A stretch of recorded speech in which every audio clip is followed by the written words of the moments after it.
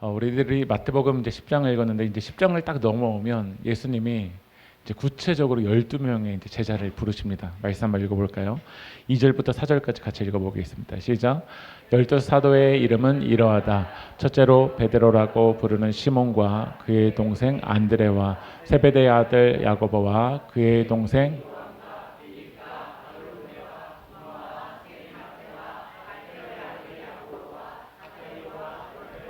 시몬과 예수를 넘겨준 가롯 사람 유다이다.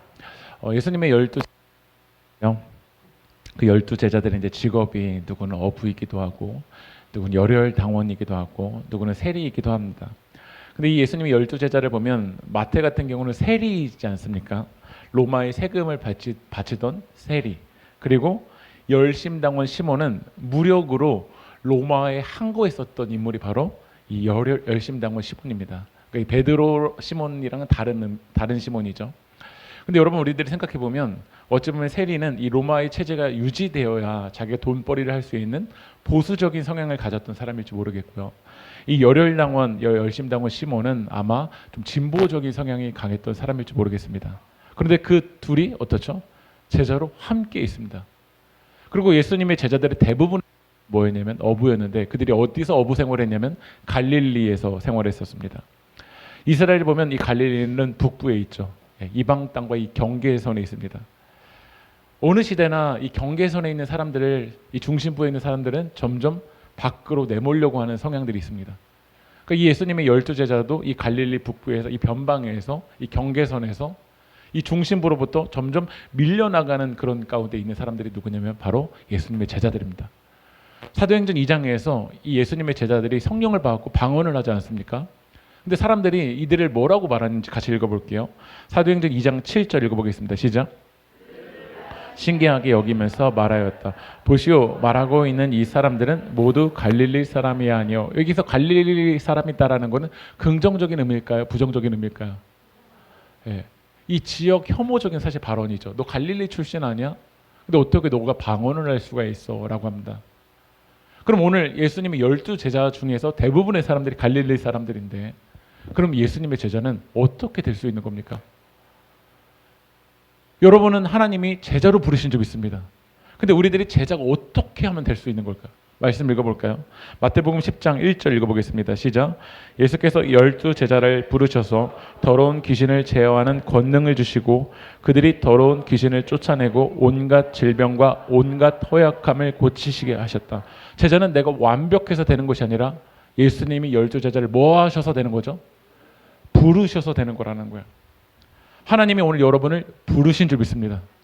내가 자격이 돼서 내가 제자가 되는 게 아니라 하나님의 부르심에 응답하는 사람들이 제자가 되는 겁니다. 그러니까 우리의 정체성은 나의 자격이 있는 게 아니라 나에게 날 부르시기 위해서 나의 생명으로 부르시기 위해서 하나님이 하신 그 일에 복음에 우리의 정체성이 있습니다.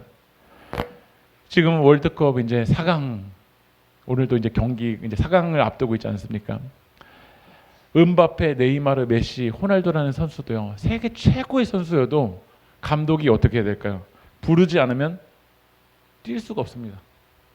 그렇기에 이제 이 대회를 올림픽을 앞두고 있었을 때 선수들은 두렵고 떨리는 마음으로 감독이 나를 불러줄까를 고민합니다. 아무리 유명한 배우라고 할지라도 천만 배우라고 할지라도 감독이 그를 불러줘야 영화에서 촬영을 할 수 있습니다. 그래서 감독이 배우를 부르는 걸 고급스러운 용어로 뭐라고 하죠? 캐스팅이라고 하지 않습니까? 하나님이 여러분을 캐스팅하셨습니다. 우리 옆에 계신 성도님들에게 이렇게 인사해 주실래요? 하나님이 당신을 캐스팅하셨습니다. 여러분 이게 얼마나 은혜입니까? 예.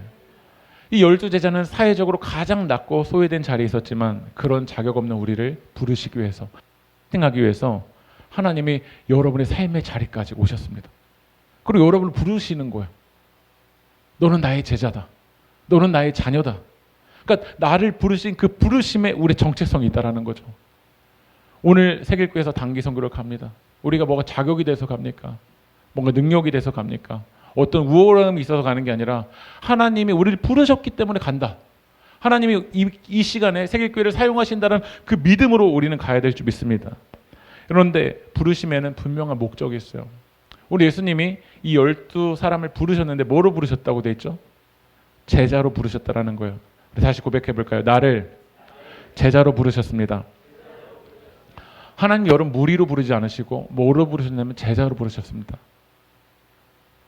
직장에서도 회사에서도 한 사람을 채용할 때 분명한 목적을 가지고 그에게 맡길 역할을 가지고 부릅니다.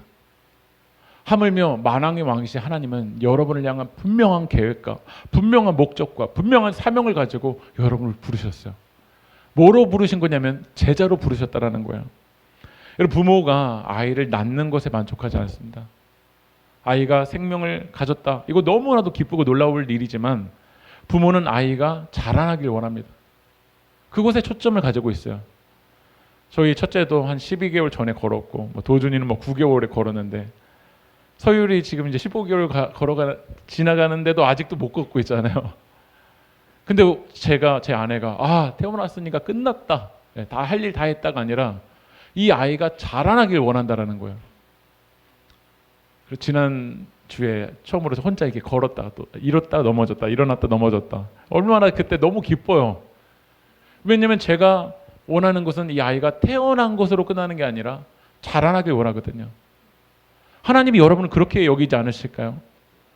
여러분이 예수 그리스도를 받아들이고 예수님과 관계를 통해서 생명이 시작된 것도 너무나도 기쁜 일이지만 하나님은 우리 아버지시기 때문에 여러분이 제자로 세워지길 원하시는 줄 믿습니다. 여러분은 무리가 아니라 제자로 세워져야 됩니다. 그래서 우리는 영적인 어린아이, 무리가 아니라 어린아이는 다 자기중심적이잖아요. 내가 할 말만 하고 내 중심적으로만 바라보고 이건 어린아이거든요. 근데 제자가 된다라는 거 이제 나 중심성에서 하나님 중심으로 전환하니까 하나님의 잃어버린 영혼들이 보여지기 시작하고 하나님의 사명이 보여지기 시작하고 주님의 손길이 보여지기 시작하는 게 바로 제자인 줄 믿습니다. 여러분 월드컵에 지금 아까 전에도 말씀드렸지만 감독이 이제 몇 개월 전에 뭐 하냐면 선수들을 불러요. 부르지 않습니까? 이제 올림픽 2년 뒤에 또 부를 겁니다.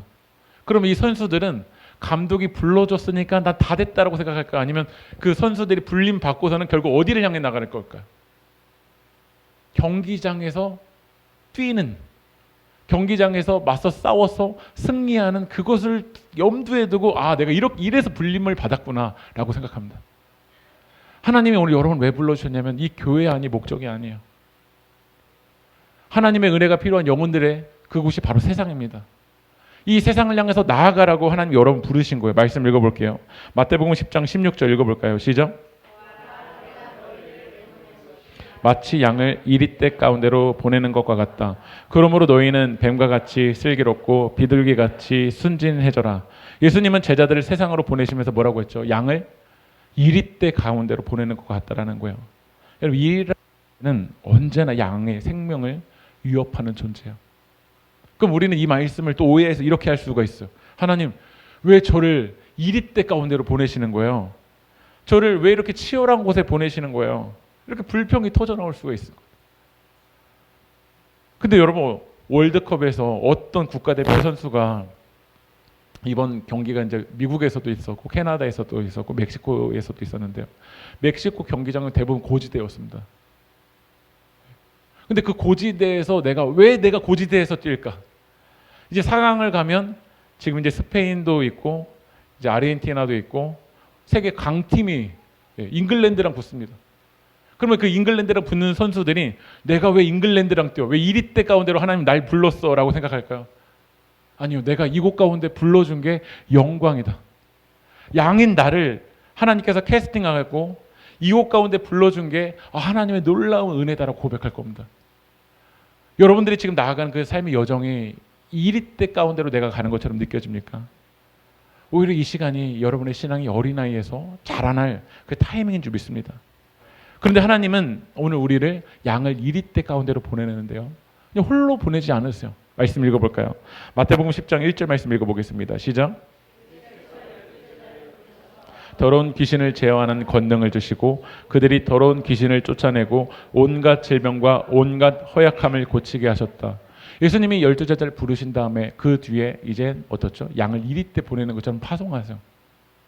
근데 홀로 보내지 않으시고 뭐 하셨죠? 먼저 권능을 주셨습니다. 여러분에게 예수 그리스도의 권능이 있습니다. 여러분 믿으십니까? 이 예수 그리스도의 이름에 능력이 있습니다. 이 예수 그리스도의 이름에 구원이 있습니다. 이 예수 그리스도의 이름에 소망이 있습니다. 이 소망이 있는 사람이 이리 때에도 나갈 수 있는 거야. 왜냐하면 이 이리 때를 압도해 버릴 수 있는 능력이 여러분 가운데 있거든요. 오늘 우리가 선교를 가면서도 그런 믿음을 가지고 나가야 돼요. 내가 그 사람들에게 어떤 문화적인 그 우월함을 보여줘야 되겠다. 계속 두려울 거야. 이게 틀리나 저게 맞나. 그러나 우리의 중심에 뭐가 있어야 되냐면 예수 그리스도의 이름에 능력이 있습니다.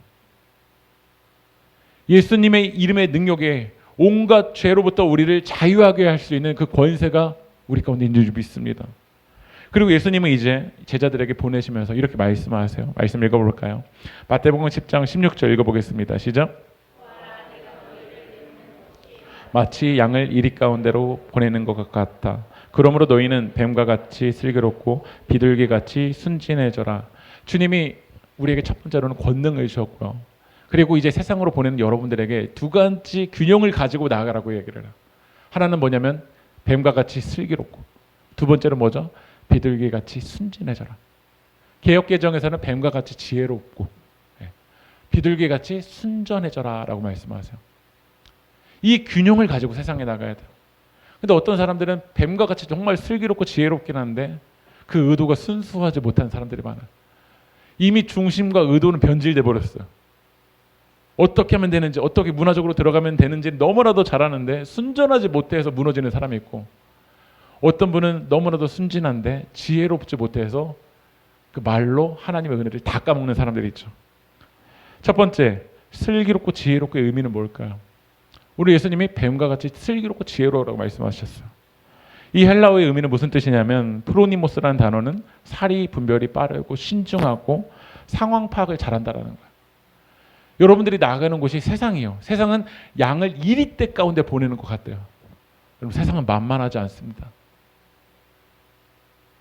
여러분들이 나가는 세상은요, 여러분 가볍게 여기서는 안 돼요. 세상은 정말 치열하고 이 수많은 그 경쟁과 비교 속에서 여러분들이 중심을 제대로 가지 않으면 오히려 세상에 가서 세상에서 세속화돼 버려요. 이 복음의 중심을, 이 밸런스를 잘 갖고 가지 않으면 세상에 가서 내가 복음 전하러 세상으로 갔다가 여러분이 세속화된다고요. 그래서 첫 번째로는 뱀과 같이 지혜로우라. 뱀은 시력은 약하지만요, 이 진동과 냄새를 통해서 그 주변의 상황을 잘 파악해요. 여러분들이 이 세상 속으로 나아가기 위해서는 뱀처럼 이 주변의 상황을 잘 파악할 수 있는 사람이 되어야 돼요. 마태복음 24장 45절을 제가 읽어보니까 이 지혜라는 단어가 마태복음의 맥락 속에서 어디에서 쓰였을까 보니까 같이 읽어볼까요? 시작. 슬기로운 종이겠느냐? 주인이 그에게 자기 집 하인들을 맡기고 제때 양식을 내주라고 맡겼으면 그는 어떻게 해야 하겠느냐? 누가 슬기로운 종이래요? 제때 양식을 나눠주는 사람. 첫 번째로 뭐냐면 때를 아는 사람이에요.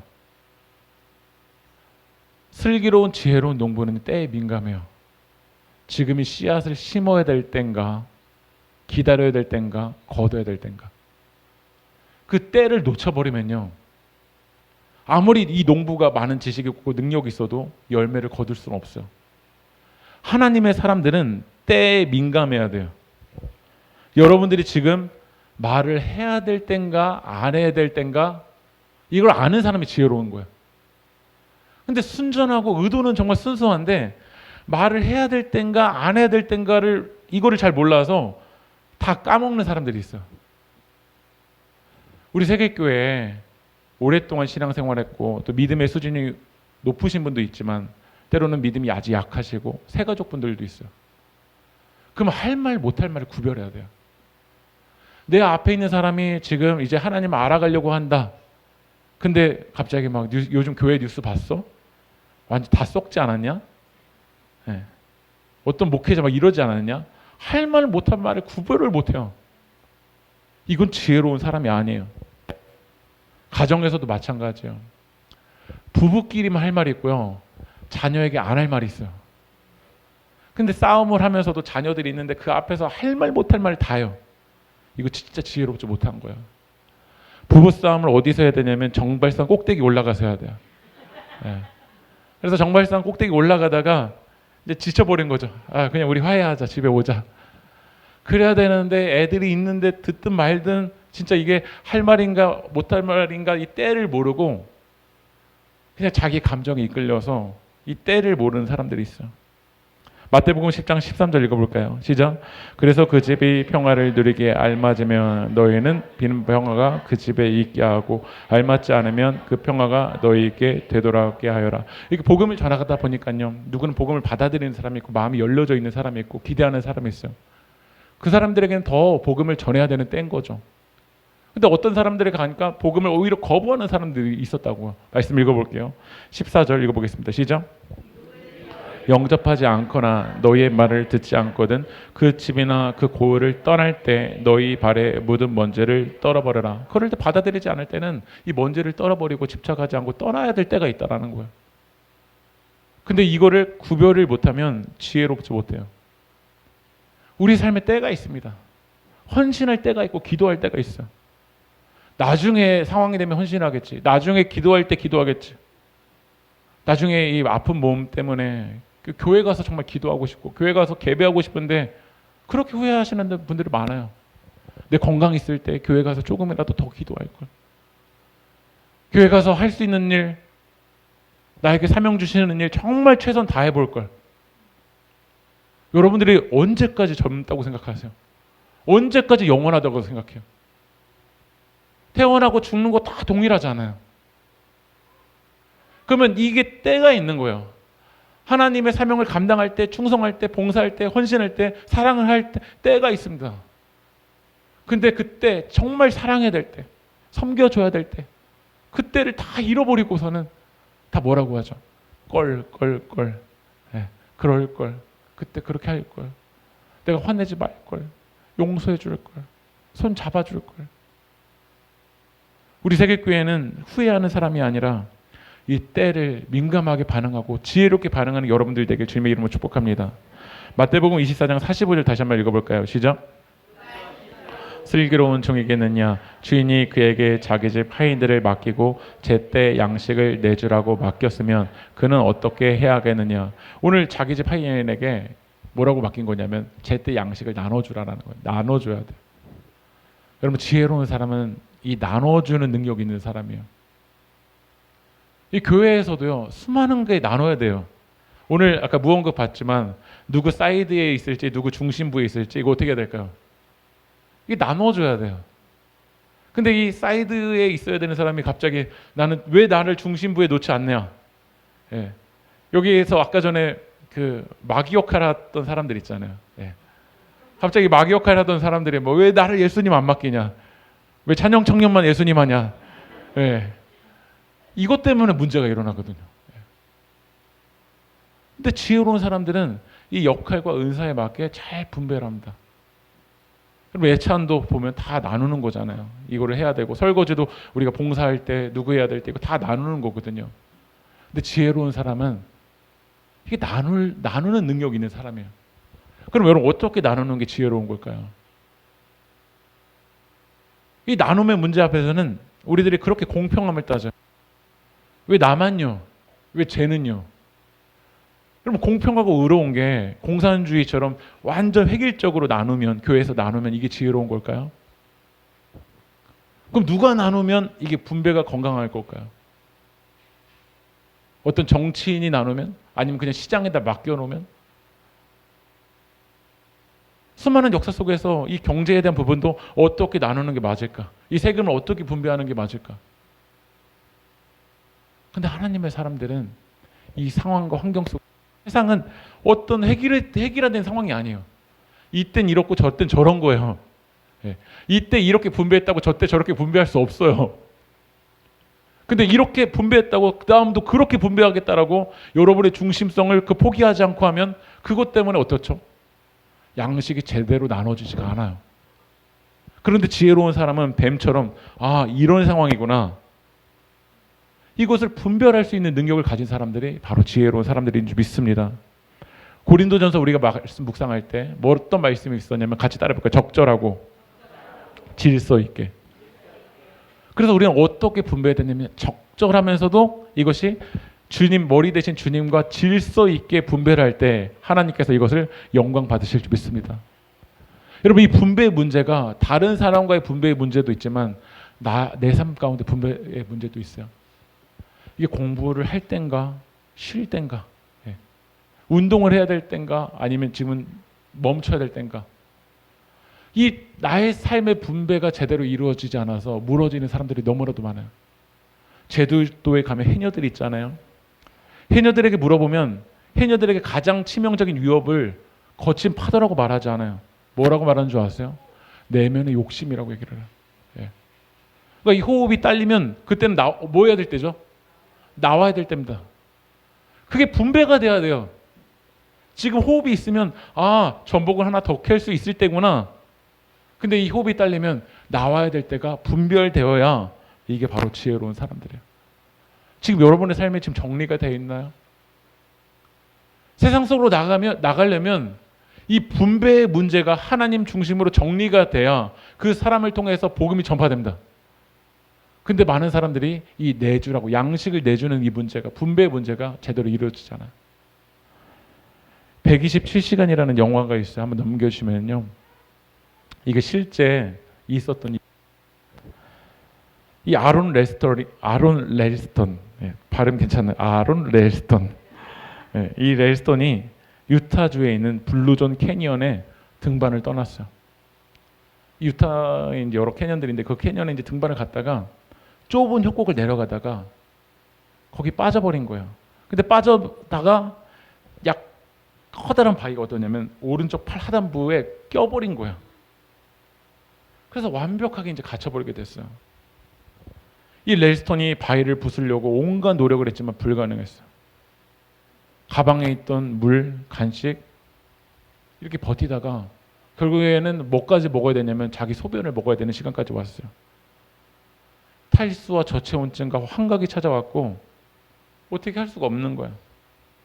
근데 6일째 이 렐스턴이 결단을 내려요. 어떤 결단을 내리냐면 가방에 있던 이 칼을 가지고 오른쪽 팔을 절단해요. 그리고 이 팔을 자르고 나와서 결국 구조되어 있는 그 실제 이야기예요.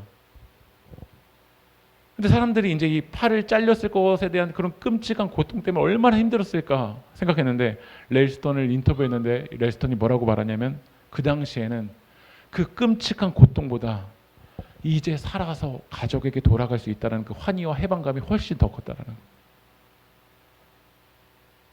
만약에 이 렐스턴이 팔을 절단하지 못하는 그 과감한 결단하지 못했다면 결국 죽음을 맞이했었을 거예요. 저는 이게 육체적인 우리의 삶뿐만 아니라 영적인 삶도 마찬가지라고 생각합니다. 과감하게 분배하고 절단해야 될 부분이 있는데 그걸 절단할 수 있는 그 분별력이 있는 사람들이 바로 누구냐면 지혜로운 사람인 거예요. 근데 끊어야 될 것도 아직 끊지도 않고 그러고 세상에 나가요. 그러니까 세상 사람들이 너도 분배의 문제가 정리해야 될 부분이 삶이 바뀌어야 될 모습들이 바뀌지 않고 세상으로 나가니까 그 우리에게 어떤 거룩한 호기심이 있겠어요. 하나님을 믿는 우리 세계교회 성도님들이 오늘 하나님 말씀을 통해서 여러분의 삶이 정리되길 주님의 이름으로 축복합니다. 마태복음 10장 10절 읽어볼까요? 시작. 속옷 두 벌도 신도 지팡이도 지니지 말아라. 일꾼이 자기 먹을 것을 얻는 것은 마땅하다. 예수님은 제자들 보내시면서 뭐라고 말씀하셨죠? 여분의 속옷, 신발, 그 잉여의 짐 지지 말래요. 그러니까 하나님이 나에게 채워주신만 그것만 누리라라는 거야. 이게 분배가 정리가 된 거야. 이건 내 거구나. 이건 욕심이구나. 이게 정리가 되는 게 지혜로운 사람이에요. 근데 왜 우리들이 이 세상 속에서 결국 나가지 못하고 무너지냐? 만족하고 내가 누려고 허락된 만큼만 누려야 되는데 허락되지 않은 거를 내가 더 가져오려고 하고 오히려 하나님은 그것은 나누고 섬기길 원하시는데 이것도 내 거, 저것도 내 거, 다 내 거. 분배의 문제가 정리가 안 된 거예요. 주님은 이 세상을 향해 나갈 때 여러분에게 분명히 말씀하십니다. 뱀처럼 지혜롭고 비둘기처럼 순전해라. 고백해볼까? 뱀처럼 지혜롭고 비둘기처럼 순전해라. 말씀 읽어보겠습니다. 마태복음 7장 24절 읽어볼까요? 시작. 그러므로 누구든지 나의 이 말을 듣고 행하는 자는 그 집을 반석 위에 지은 지혜로운 사람 같으니. 지혜로운 사람이 있잖아요. 이 지혜로운 사람이 이때구나. 분별에 대한 그 부분을 잘 판단하는 사람이 있으면 그 집이 반석 위에 지은 집처럼 아름답게 세워집니다. 근데 말할 때 못할 때 그냥 할 말 다 해버리고 내 삶이 정리되지 않고 분별되지 않으면 그건 모래 위에 지은 집이에요. 그 사람의 순수함이 있고 의도도 있지만 결국 그 사람 통해서 이 공동체가 무너지는 일들이 일어난다고요. 저는 우리 세계교회 성도님들이 반석 위에 지은 지혜로운 사람 같은 사람이 되길 소망합니다. 우리 마태복음 10장 16절 읽어볼까요? 시작. 내보는 것과 같이 마치 양을 이리떼 가운데로 보내는 것과 같다. 그러므로 너희는 뱀과 같이 슬기롭고 비둘기같이 순진해져라. 순진해져라는 단어는 아케라이오스. 이 단어는 무슨 뜻이냐면 불순물을 섞지 않은 거예요. 불순물을요. 세상에 향해 나가면요, 의도하지 않게 불순물들이 쌓여요. 엔도 슈샤크는 이렇게 얘기했어요. 죄는 먼지처럼 쌓인다고요. 의도하지 않게 먼지처럼 나의 마음에 불순한 의도들이 쌓일 때가 많아요. 한국교회의 역사가 이제 100년이 넘었잖아요. 여러 가지 이제 형태 속에서 문제들이 있어요. 잘하는 것도 있지만. 제가 최근에 찬양팀 사역을 했던 분을 만났는데 그분이 뭐 계속 온갖 불평인 거예요. 마커스 막 이렇다. 위러브 뭐 이렇다. 그 사람들 이렇다. 그러면서 그 사람의 마음의 중심에는 순진함을 다 잃어버린 것처럼 느껴졌어요. 뭐 교회는 이렇다. 뭐 왔다. 잘 보는 거 뱀처럼 잘 보는 것 같은데 정작 그 안에 중심에 하나님을 향한 그 순수함과 순전함과 순진함을 다 잃어버린 거예요. 오늘 주님이 비둘기같이 이 말씀하시는데요. 우리는 이 말씀이 좀 안 다가와요. 왜냐하면 지금 우리들의 눈에 보여지는 비둘기들이 그렇지 않거든요. 다 변질된 비둘기들이에요.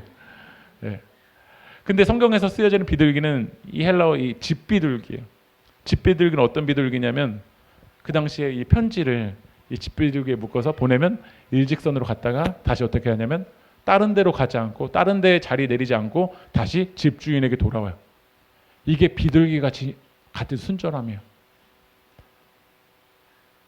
깨어진 이 세상이 너무나도 악한 거예요. 그래서 하나님은 어떻게 하시죠? 노아의 때 물로 그 땅을 심판하세요.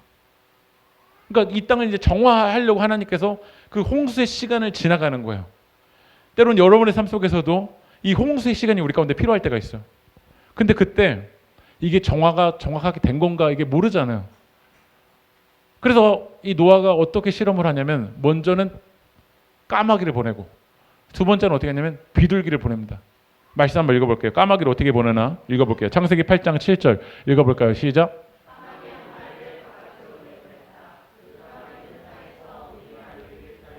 이리저리 날아다니기만 하였다. 까마귀를 한 마리 내보냈어요. 율법에서 까마귀는 부정한 세를 상징해요. 잡식성이에요. 네. 먹지 말아야 될 거 이것저것 다 먹는 거예요. 그러니까 오늘 다시 돌아와야 되는데 아직 이 홍수를 통해서 이 땅이 정화가 되지도 않았는데 이 까마귀는 여기 갔다가 저기 갔다가 여기 부딪혔다가 하는 거예요.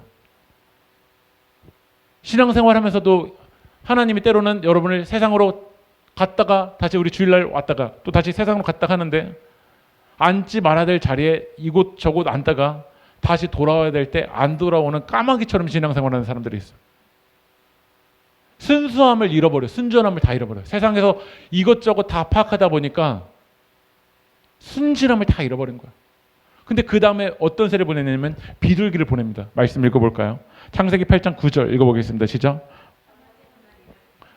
9절요. 시작. 그러나 땅이 아직 모두 물속에 잠겨 있으므로 그 비둘기는 발을 붙이고 쉴 만한 곳을 찾지 못하여 그냥 방주로 돌아와서 노아에게 왔다.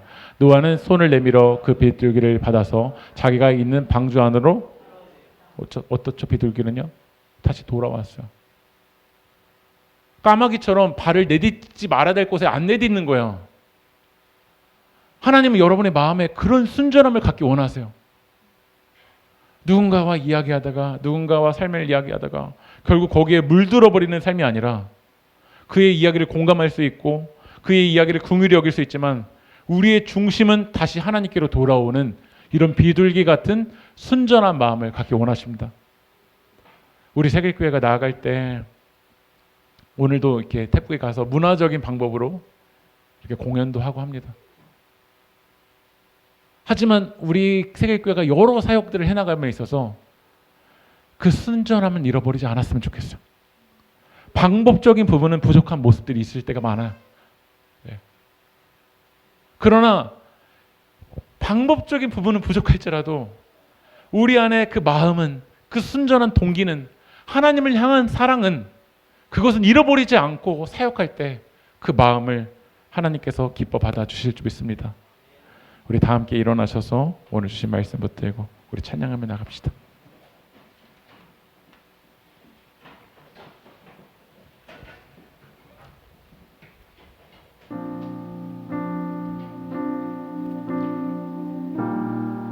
나의 사랑, 나의 사랑, 너는 어여쁜 꽃참 귀하다. 어느 보석보다 귀하다. 내가 사랑스럽지 않을 때 너를 온전히 사랑하고 너와 함께하려 내가 왔노라. 주의 사랑, 주의 사랑, 이 사랑은 결코 변치 않습니다. 이 사랑은 결코 변치 않아. 모든 계절 돌보시네. 푸른 마르고 꽃은 지듯 주의 말씀은 진실해. 실수가 없으신 주만 바라라. 주님의 나라와 뜻이 나의 삶 속에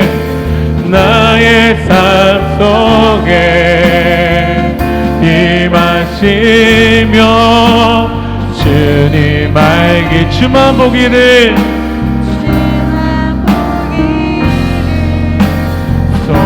소망해. 거룩히 사랑할 인과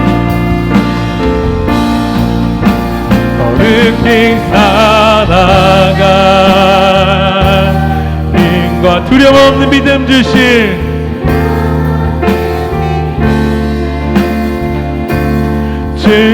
나의 하나님, 나의 하나님, 완전한 사랑 찬양해. 오늘 우리 시간에 먼저 우리 삶을 위해서 기도했으면 좋겠습니다. 하나님이 여러분을 어린아이로만 부르지 않으셨습니다. 이제 제자로 부르셨습니다. 제자로 부르시고 세상으로 나아가라 라고 말씀하십니다. 우리들이 나아가는 세상은 이 양이 이리대로 나아가는 것 같은 곳입니다. 우리 마음이 빼앗기기 쉽고 우리 마음이 무너지기 쉬운 그 세상을 향해 나아갑니다. 그러나 하나님은 여러분 홀로 내버려 두지 않으시고 예수 그리스도의 이름의 권능을 주신 줄 믿습니다. 예수 그리스도의 권능을 붙들고 나아가는 우리들 오늘 시간 기도할 때 주님 지혜로움을 허락하여 주시옵소서. 어떻게 분별하는 건지 어느 때인지 주님 나의 눈으로 볼 수 없게 분별할 수 있는 지혜를 허락하여 주십시오. 또 오늘 시간 기도할 때 이 세상에서 여러분 순수한 마음을 잃어버리셨습니까? 예수 그리스도를 향한 그 첫사랑을 잃어버리셨습니까? 여러분의 동기는 어떤 마음으로 이 길을 걸어가고 있으십니까? 오늘 시간 기도할 때 하나님 이 순전한 마음을 잃어버리지 않게 하여 주십시오. 이 상황 속에서 부족할 수는 있지만 하나님을 향한 그 사랑의 중심은 잃어버리지 않고 이 세상을 향해 나아갈 수 있게 하여 달라고 오늘 주신 말씀 붙들고 주님의 이름 한번 부르고 통성으로 기도하겠습니다. 주여 아버지 하나님, 우리가 세상을 향해 나아갑니다. 이 세상에서 하나님 우리의 분별할 수 있는 그 기준을 세워주시옵소서. 정리해야 될 것을 정리해야 됨에도 불구하고 아직 하나님 타협하고 있는 우리들의 모습을 주여 용서하여 주시옵소서. 하나님 우리 시간 정리하라고 말씀하셨사오니 이때 하나님 우리의 삶이 정리되길 원합니다. 내가 헌신해야 될 때인지 기도해야 될 때인지 분별하지 못하고 아버지 하나님 이 세상의 취해서 살아가고 있는 우리들의 모습을 주여 용서하여 주시옵소서. 하나님 우리 시간 분별의 영을 우리 가운데 허락하여 주셔서 지금이 어느 때인지 무엇을 해야 될 때인지 주님 알려주시옵소서. 오늘 나의 삶의 헌신을 어떻게 분배해야 될 때인지 하나님 우리 가운데 주님 지혜를 허락하여 주시옵소서. 하나님 우리 시간 성령 하나님 우리 가운데 역사하여 주셔서 우리의 눈을 열어주시옵시고 우리 시간 나의 삶의 구체적인 영역 속에서 어떤 분배가 일어나야 되는지 개인적인 나의 삶의 영역 속에서 나의 시간에서 나의 돈에서 나의 관계 속에서 하나님 어떻게 분배를 원하시는지 우리 시간 성령 하나님 말씀하여 주시고 주님 지혜를 허락하여 주시옵소서. 하나님 특별히 원하는 것은 우리 안에 잃어버렸던 그 순전한 마음을 회복하기 원합니다. 이 까마귀처럼 앉지 말아야 될 자리에 타협하고 변질된 마음으로 나가고 있었던 우리의 모습을 주여 용서하여 주시옵소서. 우리 가운데 비둘기 같은 순전한 마음을 허락하여 주십시오. 비둘기 같은 순전한 마음을 허락하여 주십시오. 하나님 다시 우리의 마음을 잡기 원합니다. 하나님을 향한 사랑의 마음으로부터 출발하기 원합니다. 이 사역보다 아버지 하나님 복음보다 아버지 하나님 사역이 앞서지 않기 원합니다. 하나님 우리 안에 하나님을 향한 그 마음으로 잃어버린 채 하나님 이리저리 기술만 있는 우리의 모습을 주여 용서하여 주시옵시고 오늘 우리 가운데 순전한 마음을 아버지 하나님 우리 가운데 중심 허락하여 주셔서 우리가 아버지 하나님 지혜롭게 이 세상을 향해 나가는 우리들 될 수 있도록 성령하는 역사하여 주시옵소서. 하나님 도와주시옵소서. 우리 마지막으로 한 번 더 기도합시다. 오늘부터 파송되는 우리 세계교회 우리 선교 팀원들을 위해서 이 시간 기도합시다. 하나님 우리 교회를 사용하여 주시고 또한 만나는 우리 영혼들에게 하나님의 사랑이 흘러가게 하여 주시옵시고 또한 우리 선교사님의 사역을 협력함에 있어서 우리의 중심성을 드러내기보다 그 현지와 또한 선교사님과 그 땅 가운데 필요한 마음 가운데 우리들이 잘 적절하게 대응하고 우리 것을 내려놓고 사랑으로 섬기기만 하고 돌아올 수 있게 하여 달라고 우리 시간 주님의 이름 한번 부르고 통성으로 기도하겠습니다. 주여 하나님 오늘 떠나는 선교 사역을 위해서 기도합니다. 성령님 일하여 주시옵소서. 땅 끝까지 복음을 전하라는 그 주님의 사명에 감당하여서 우리들이 나아갑니다. 우리가 자격이 되어서 가는 것이 아니라 하나님이 나를 부르셨기 때문에 주님이 나를 부르셨기 때문에 갑니다. 주님이 부르심을 붙들고 나아가기 원합니다. 하나님 그래서 우리의 중심성을 드러내기보다 하나님이 그 가운데 원하시는 그 마음을 가지고 아버지 하나님 섬기기 원합니다. 선교사님의 이 사역의 협력 가운데 모든 것이 합력하여 선을 이룰 수 있도록 성령 하나님 일하여 주시옵소서. 하나님 우리에게 주님의 마음을 주십시오. 순전한 마음을 허락하여 주시옵소서. 아버지는 비둘기처럼 치우지만 이 순전함을 잃어버리지 않고 나가도록 성령 하나님 우리 가운데 역사하여 주시옵소서. 주님 주여 도와주시고 하나님 이 시간을 통하여서 오직 하나님께만 영광 올려드리는 시간이 되어지기 원합니다. 악한 사대로 틈타지 못하도록 막아주시옵시고 안전을 허락하여 주시고 건강을 붙들어 주시옵시고 우리에게 하나님의 아버지의 마음을 허락하여 주셔서 주님께 정말 귀하게 쓰임받고 돌아올 수 있도록 하나님 역사하여 주시옵소서. 하나님 이 지혜와 순전함의 균형을 이루어 나가는 우리들이 될 수 있도록 하는 역사하여 주시옵소서. 세상은 이 양이 이리떼 가는 것처럼 험악한 곳이지만 주님이 우리와 함께하고 계시고 주님이 우리의 지혜의 능력을 부어주실 줄 믿기에 주님 세상을 향해 나아가길 원합니다. 우리를 통하여서 하나님의 잃어버린 영혼들을 그 영혼들에게 복음을 전하는 귀한 통로로 우리를 사용하여 주시옵소서. 우리의 삶이 주님의 나라와 주님의 뜻으로 변화될 수 있도록 성령님 일하여 주시옵소서. 이루고 역사하실 주님 찬양하며 이 모든 말씀 살아계신 예수님의 이름으로 기도합니다.